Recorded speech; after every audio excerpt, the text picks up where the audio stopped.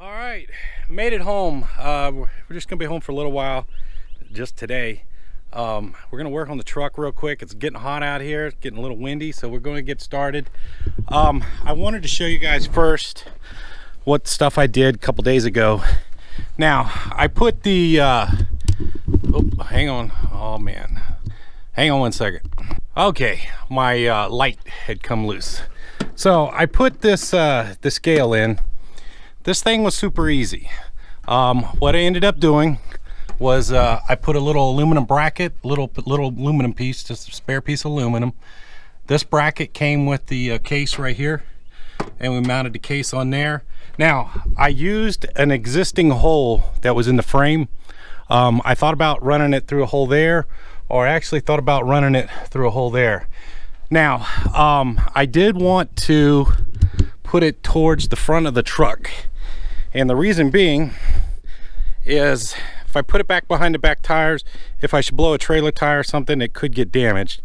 So I went ahead and I ran it all the way up to the front there, so you can see where it is. Now, let's go crawl under the truck and I'll show you what it looks like hooking this up to the airbag. This thing is super easy. If you ever buy one and you want to do it yourself, it should be no problem. It should take about an hour. That's about how long it took me to do this. Okay, now ran a 1/4 inch air line from the little scale to the back. 1/4 inch air line. Took the airbag. There's a plug in the airbag that looks like this. You see this plug right here? So I took that plug out on the other side. I took that plug out and installed this brass fitting with the 1/4 line air. So when there's air in this airbag, the same pressure air is in the same pressure as the back airbags, because there is a leveling valve that controls how much air goes in the airbags. So that's how that system works. Here, we'll go take a look at the leveling valve. Hang on. Okay, so this is the leveling valve that controls how much air goes in the trailer. So when the truck or the trailer goes over a bump and the suspension goes up and down, that controls how much air goes in and out of the airbags. So when it's sitting level, it's set at a preset height and it'll maintain that height. You always hear me about the dump valve for the back axle to let the air out. That switch right there, that is for just this air. So when I hit that switch and you hear the buzzer, it releases the air out of just these rear airbags. All right, since we're under here, let's go ahead and crawl back to the lights. Hang on. Okay, we'll start in the back here. Now, all of this back here was a rat's nest. And let's see, here you go. So what I ended up doing was I rewired everything back here.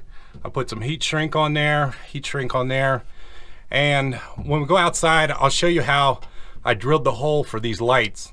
And you can see where this is the old hardware for the old lights, and those always rusted in there, and you either had to drill them out or just drill new holes. So you can see how they busted out, and then if you look right there, those are the old holes for that old light that was in there. But anyway, somebody, I don't know what they did, but somebody had some crazy wiring going on. I cleaned all this up, and I didn't get any before, but boy, I wish I would have, because it was a mess. So it looks pretty good right now. So I'm real happy with it. So let's go outside. I'll pop a light out and show you what that hole looks like. Okay, so this is the rubber garment that I put in, and ended up having to drill a hole, and this is aluminum, so this was not that hard. But that rubber garment goes on there like that, and then it sits in there like that. And then this light, this is what the light looks like. That light just pops in there. It's kind of hard to do with one hand, but you get the idea that it pops in. So what I ended up doing was drilling the 3 holes for the back, and that just makes these lights so much simpler to fix. Like I said, see, if you look closely, you can see where like old screw holes were and everything. So this just makes it so much simpler. I've been wanting to do that for a long time, and it was just time that I did. And I put a new, I said ELD last night, this is a LED light on the license plate. And then the same thing right here with these lights. I drilled a hole, and this is steel right here. I drilled a hole and mounted those lights in there. So let me pop this light back in, and then we'll talk about the wood. All right, I'm just going to use this back here as an example instead of crawling all the way up in the trailer. But as you can see how the wood's in there, right there. What I'm going to end up doing is I'm going to cut right down the center, take out the old wood, and then put a patch right there. Once I get to doing it, I'll show you what it looks like, but I just wanted to show you the underneath of what the wood looks like underneath. So I bought some pressure treated wood. This is really good hardwood, and this is the proper hardwood for the trailer. This stuff's hard to find. Local hardware store does not sell it. So we're gonna go with the next best thing. All we want to do is just make it serviceable. Now, as you can see, a standard 2x4 or 2x6 is too big. This is about 5 inches wide, and it's only about 1 inch tall. So what we're going to do is, I got a zip saw, and we're going to saw right across the center, take out the old wood, cut a new piece, trim it up on the table saw so it'll fit, and then take a piece of 3/4 inch plywood from the underside and kind of splice them together and to cover the hole.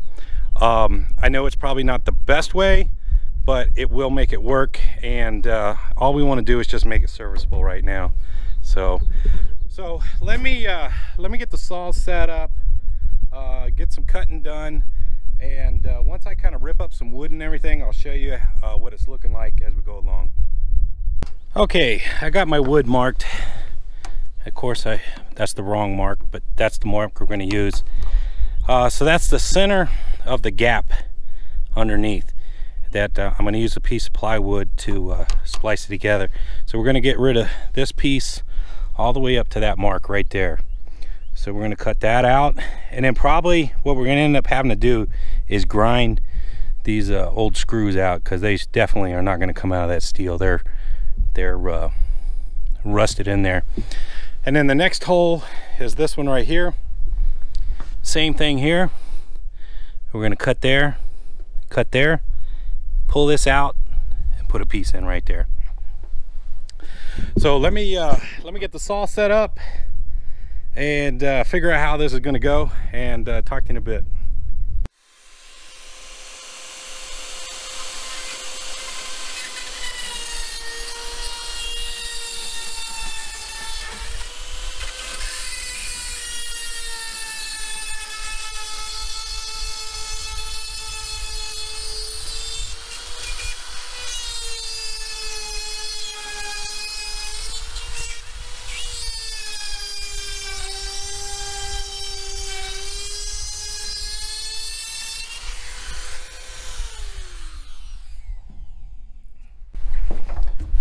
All right, let's see what happens.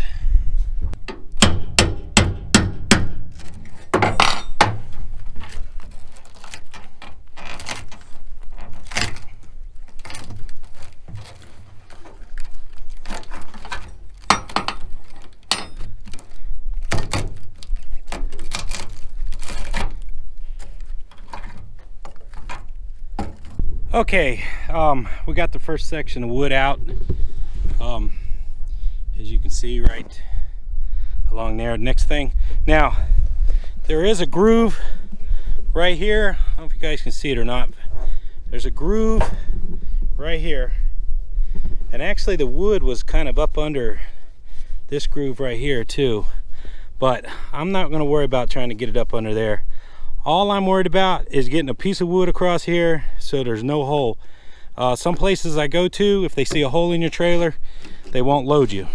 So we cut it off back here to some good wood, and as you can see, there's a little bit right there up under there. It's kind of hard to get to, but I don't need that. All I need is this space right here. Right now we got the grinder And we're gonna grind these off. I had to get the hose. I don't know if you can see it or not, but I wet it down the ground. We live in the desert, so we have to be careful out here. But got the hose out, wetted everything down, and we'll get ready to cut.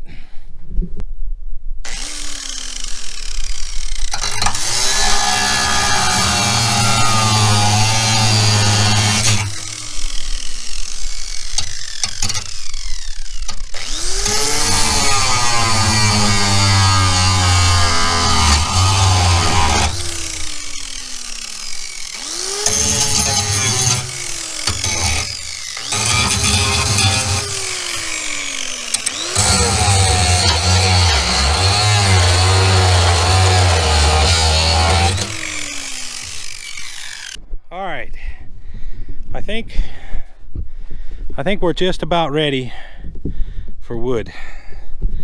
So we're going to measure from here to there, get us a piece, splice them together, and then we're going to drop one bolt down on each I-beam to hold it down.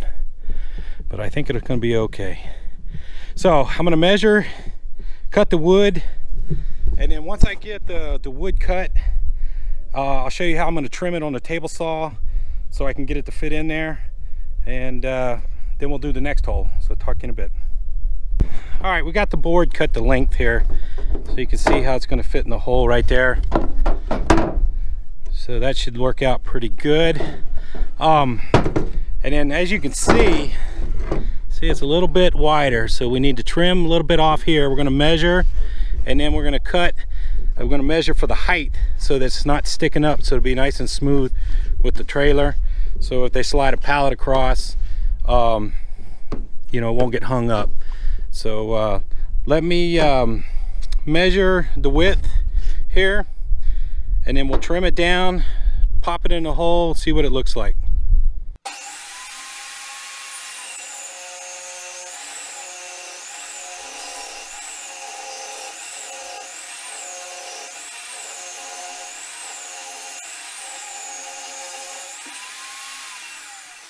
All right, we got our board cut.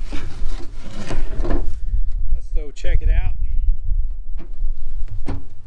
So you can see it fits in the groove and it sits in there pretty good. So we did some pretty good measuring. So you can see how it sits. Now you see how it's got a lip right there? And then see how it's got a lip right there? What we need to do is get it flush. So we're going to take the table saw and trim the board this way, which is a little unorthodox, but it'll work. So I'm going to measure this height right here and get the right height. Once I get this right height, then we'll cut a little notch for this little piece right here, and it should just sit right down in there.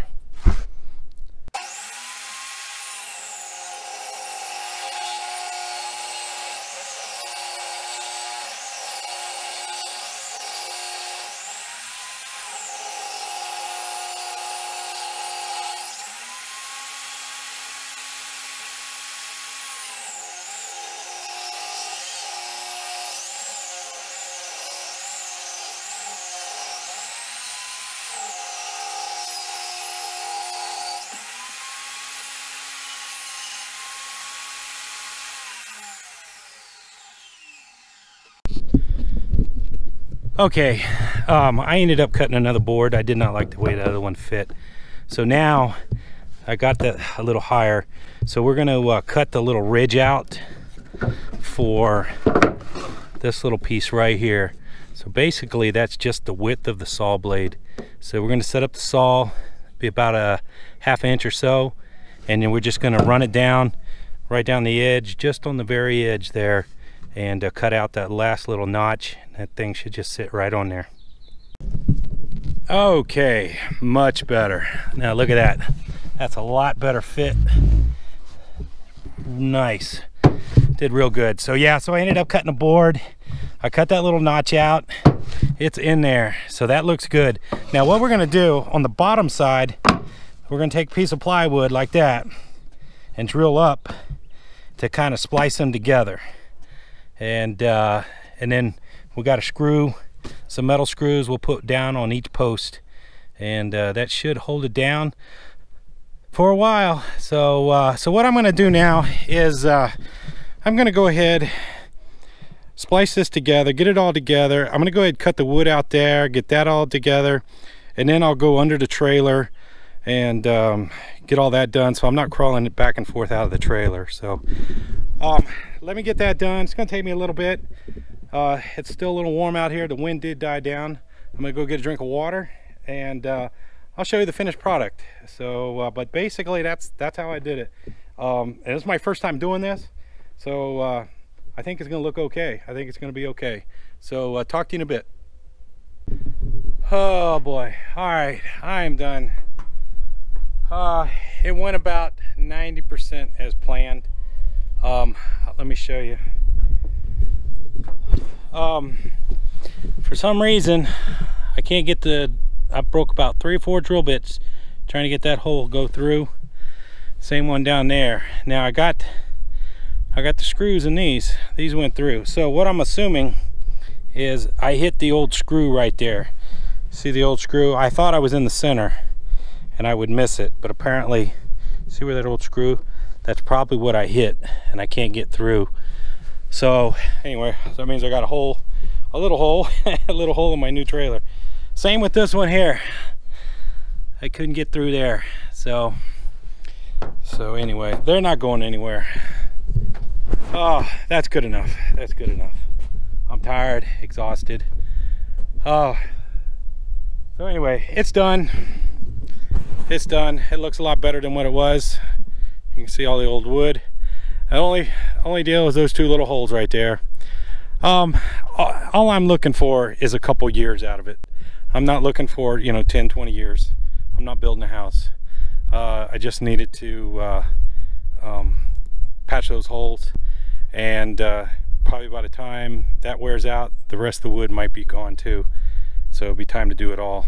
But so anyway, don't beat me up. All right, that's it.